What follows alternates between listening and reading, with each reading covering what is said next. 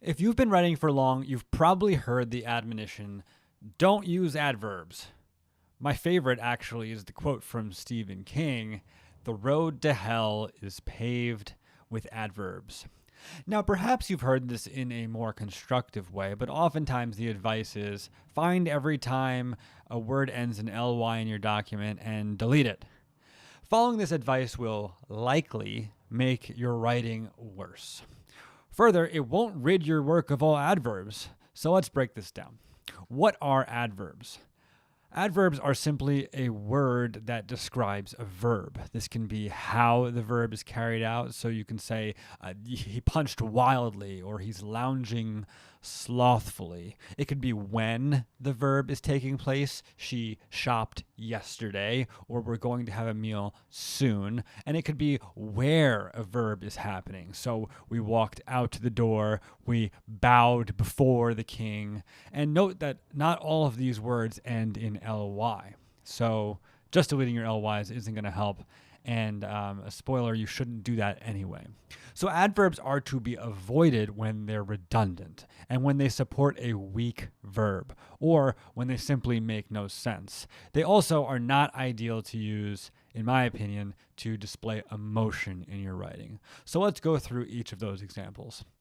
A redundant adverb is basically when the adverb says the same thing that the verb is saying. So for instance, if you say someone ran quickly, you're not really adding any helpful information by using the word quickly, because when you're running, you're typically going quickly. So we already get that sense, so why are we adding the adverb?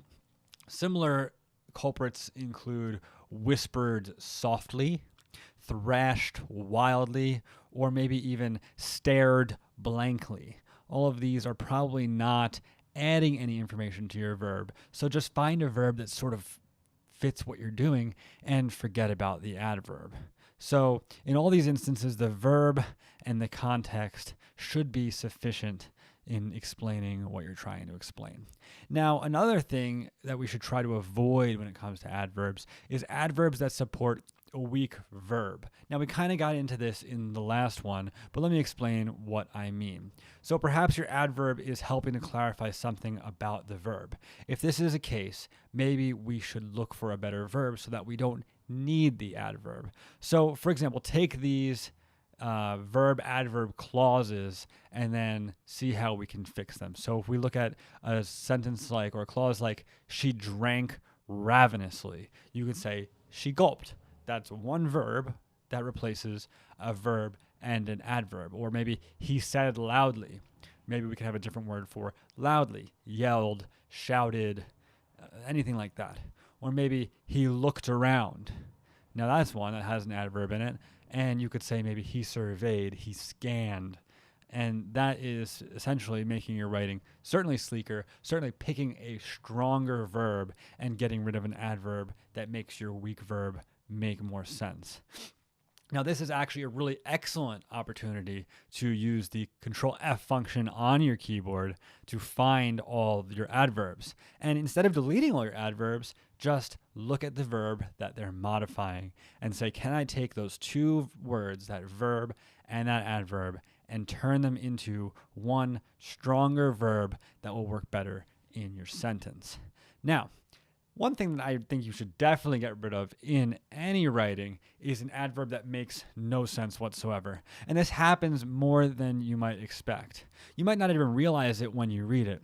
Often it happens when a writer is attempting to describe two things at once, how a character is feeling and what they are doing. And it comes out like this. He cleaned the kitchen sullenly. Now, what this is supposed to mean is that this guy is cleaning the kitchen and he was sullen, but it's not a great sentence anyway. The point is that you can't clean something in a sullen way.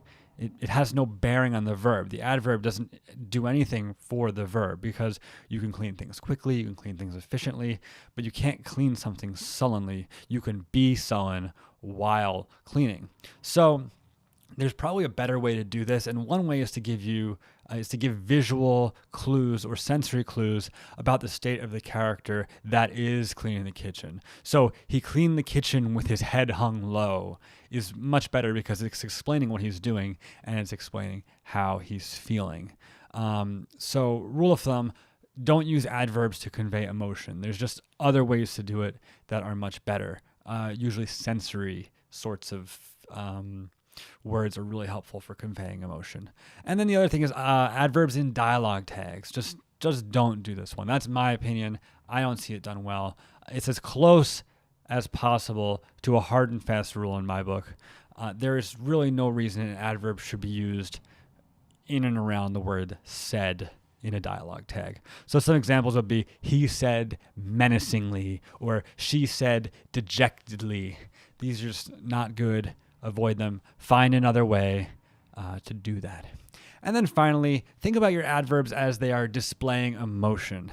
Now, this is probably fodder for an entire another video, but it's a good rule. Convey emotions to your readers through physical descriptors and dialogue. Don't tell me that something was done sadly. Tell me what we would see when someone does something that is sad. It's a big difference because sadly is sort of like a cop-out. You're basically saying he was sad. And that's just not a good sentence either way. So explain why or what an onlooker would see when they're doing something sadly. Now, one exception for the adverb suggestions, the adverb, I'm not going to say the word rule, so whatever you want to call it. One exception to this is when we're talking about dialogue. Because when people speak naturally, they use adverbs. So don't take adverbs out of dialogue because it's going to make the person talking sound less natural. So largely keep them in there. If it's the way that the person talks, let it stay. So don't be afraid to have adverbs in your writing. They're really good. They're very helpful in many ways. But when you work through beta readers and when you work through editors and people are telling you, don't use adverbs, just know that you can filter your adverbs through a couple of helpful tips, a couple of rules that will help you determine whether or not those adverbs are right for what you're writing. So it's not to get rid of all adverbs. It's just to find the right adverbs and perhaps to find the right verbs that your adverbs are modifying, or maybe even a verb that wouldn't require an adverb to modify it. So that's it for today. I hope it was helpful. If you have any questions, leave them in the comments and I will be sure to get to them. Or if you have any other tips, I'm certainly not the expert on this. So if you have any other ideas on ways to help make your adverbs more effective, please do let me know.